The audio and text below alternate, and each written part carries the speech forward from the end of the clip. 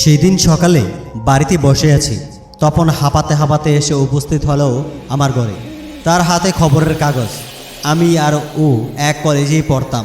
কলেজে ফাইনাল পরীক্ষা শেষ হতে তপন তার বাবার দোকান সামলাচ্ছে। আমি এখনও পর্যন্ত বাড়িতেই শুয়ে বসে কাটাচ্ছি। আজ 48 দিন হবে। রেজাল্টের খবর অনেক দেরি। তপনের বাড়ি আমার বাড়ি থেকে ঠিক 6টা বাড়ির পরে। বাড়িতেই তাদের দোকান। প্রায় দিন বিকেলে ওখানে আমাদের আড্ডা বসে। স্বপন, রাজু, মহিম, রাকেশ অবশ্যই আমাদের জুনিয়র। তপনকে দেখে বললাম, কিরে এত হাঁপাচ্ছিস কেন? আমাকে খবরের কাগজটা খুলে দেখালো। বুঝলাম কোনো এক কলেজের শিক্ষিকা নিজের ফ্ল্যাটেই মারা গেছেন। ফ্ল্যাটের নামটা দিয়েছেন গ্রিন ভ্যালু অ্যাপার্টমেন্ট। কিভাবে মারা গেছে সে বিষয়ে কিছু লেখা নেই। এমন কি খবর? হামেশাই খবরের কাগজে এমন খবর বেরোয়। তপন বলল, ভালো করে দেখ, ফ্ল্যাটের নাম আর জায়গার নাম দিয়েছে। লক্ষ্য করলাম নেতাজি নগর। তো কি হয়েছে? আমাদের কলেজের এক ম্যাডাম নেতাজি নগরের দিকেই থাকে, তাই না? কে বলতো? আরে কমলেশ্বরী ম্যাডাম। তাই নাকি? সেটা আমি জানবো কি করে?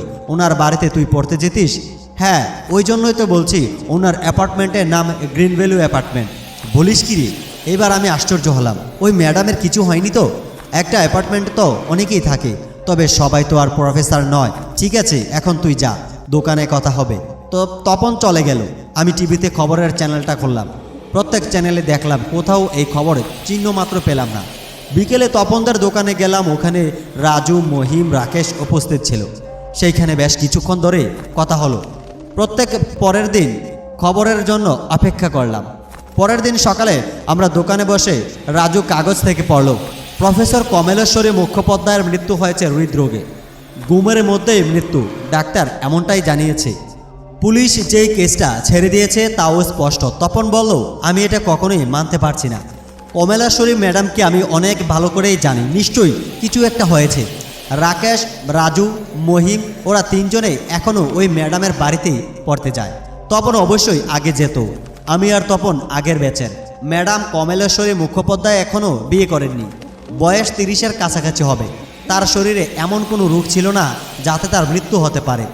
রাকেশ বলল, ম্যাডামের মৃত্যুর কারণ আমাদের খুঁজে বের করতেই হবে। মহিম বলল, ঠিক তাই, আমিও এই মৃত্যুকে স্বাভাবিক মৃত্যু বলে মানতে পারছি না। আমি বললাম, বেশ তো, তোরা ম্যাডামকে খুব কাছ থেকে দেখেছিস, ওনার বাড়িতেও যেতিস, তোরাই ওনাকে ভালো করে জানবি। ওনার কোনো শত্রু ছিল কি না, তোরা কি করবি বল। আমি আর তপন তোদের সাহায্য করব। তপনকে জিজ্ঞাসা করলাম, তুই তো অনেক আগেই ম্যাডামের বাড়িতে যেতিস, তুই কি এমন কোনো কথা শুনেছিস যাতে ম্যাডাম খুন হতে পারেন? তপন গার্ডেনে না বলল, ওই ম্যাডামের একটাও ক্লাস আমার করা হয়নি, তবে ম্যাডামকে দেখতে খুব সুন্দর ছিল, তাই তার সূত্র তো থাকতেই পারে, হয় কলেজে না হয় পাড়াতে। আলোচনার পর ঠিক হলো যে প্ল্যান চ্যাট করতে হবে। মহিম আমাকে বলল, দাদা তুমি তো প্ল্যান চ্যাট করতে পারো। হ্যাঁ পারি, কিন্তু প্ল্যান চ্যাটে অনেকে সমস্যার সম্মুখীন হতে হয়। আমি আগে 2 বার করেছি, একবার তো 7 দিন ধরে জ্বরে ভুগতে হয়েছে। তপন বলল, প্ল্যান চ্যাট করতে হবে, এটাই ঠিক রাস্তা। দেখ, আমার আপত্তি নেই, তবে আমার সাথে তোদেরও থাকতে হবে। কিন্তু তোরা কি পারবি? ওরা সবাই হ্যাঁ হ্যাঁ বলে উঠল। তবে আজ রাতেই করা হবে। রাকেশ বলল, কোথায় করা হবে? তপন বলল, এখানেই হবে, আমাদের চালাঘরটা তো ফাঁকাই পড়ে থাকে। বেশ, তাহলে 10টার মধ্যে তোরা চলে আসিস।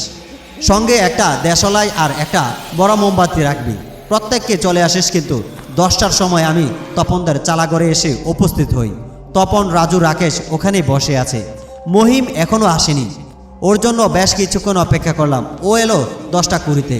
প্রত্যেকে একসাথে গোল হয়ে বসে ওদেরকে বুঝিয়ে দিলাম যে প্রত্যেকের হাত ধরে থাকবো আর এক মন দিয়ে কমলেশ্বরী মুখোপাধ্যায়ের নামটা উচ্চারণ করব।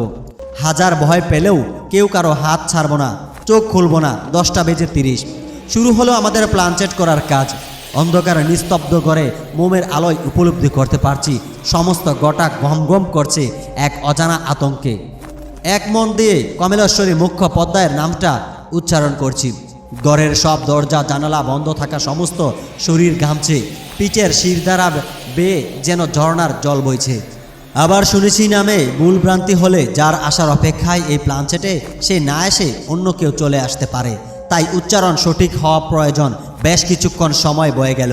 ঘরে দরজা জানালা বন্ধ রাখায় ঘর জুড়ে প্রবল এক অস্থিরতা বিরাজ করছে। ঘরময় একটা উগ্র দম বন্ধ করা গন্ধ নাকে এসে ঠেকেছে। মনে হচ্ছে এরই মধ্যে তার আবির্ভাব হয়েছে কিংবা হবে, তা সহজে অনুভব করতে পারছি। জিজ্ঞেস করলাম, কেউ কি আছেন? কোনো উত্তর পেলাম না। একবার দুবার কোনো সারা শব্দ নেই। আমার কান ঘেঁষে শু শব্দ বাতাস বয়ে চলছে। মনে হচ্ছে মোমের আলো নিভে সমস্ত ঘর ঘন অন্ধকার ছড়িয়ে পড়ছে। আবার ওই একই প্রশ্ন করলাম।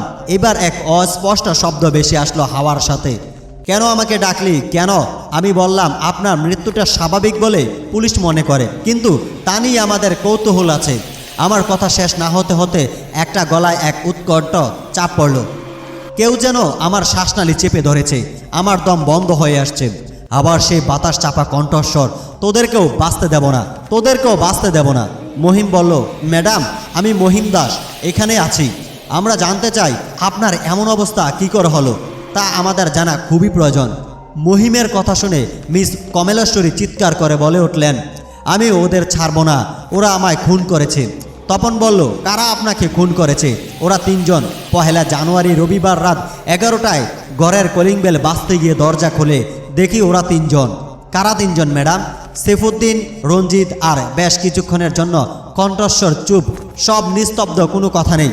আর কে ম্যাডাম? আপনি কি শুনতে পাচ্ছেন? আপনি কি আমার কথা শুনতে পাচ্ছেন? কোনো সারা শব্দ নেই। আরও বেশ কয়েকবার ডাকলাম, কোনো উত্তর পেলাম না। মিনিট 5 অপেক্ষা করার পর দেশলাই দিয়ে মোমবাতি জ্বালিয়ে দেখি রাজু বেহুশ হয়ে পড়ে আছে। এবার বুঝলাম প্লানচেটের কানেকশনটা কেন কেটে গেছে। ওই দুটি নাম ছাড়া আর কিছুই জানা যায়নি। পরের দিন কলেজের রেজিস্টারের লিস্ট দেখে খুঁজে বের করার চেষ্টা করলাম ওই নামে কেউ আছে কিনা। পেয়েও গেলাম। আমার প্রথম সন্দেহ হয়েছিল কলেজের কোনো স্টুডেন্টের উপর, কারণ অবিবাহিত সুন্দরী টিচারের প্রথম শত্রু হলে ওখান থেকেই হবে। যদি কলেজের নাম না পাওয়া যেত তাহলে ওনার পাড়াতেও জেরা করতে হতো ওই নামে কেউ আছে কিনা। কিন্তু আমাদের সৌভাগ্য, কলেজে দুটো নাম পেয়ে গেছি। সেফুদ্দিনকে পাওয়া যায়নি, বাকি দুজনেই পাওয়া গেছে। রঞ্জিত সব বলে দিয়েছে, কেন কমলেশ্বরী মুখ্যোপাধ্যায়কে মেরেছে, বাকিরা ধরা পড়বে। যতদূর জানলাম ওরা পরীক্ষাতে টুকলি করতে গিয়ে ধরা পড়েছিল। কোনো কাগজের টুকরো নয়, আস্ত একটা বই। ম্যাডাম ওদের পরীক্ষা ক্যান্সেল করে দেন। তার প্রতিফল এই খুন। কীভাবে করেছে সেটা একমাত্র সেফুদ্দিনই বলতে পারবে। রঞ্জিত আর কানাই তাকে সাহায্য করেছিল। কানাই পাড়ার এক বাউন্ডুলে ছেলে, রকে বসে আড্ডা মারে। রাজুর 2 দিন ধরে জ্বর, রাকেশের শরীর খারাপ। সেই দিন তপনের দোকানে যেতে মহিম বলল, আমরা গোয়েন্দাগিরির মতো কাজ করলাম, তাই না ভবেশদা আমার নাম।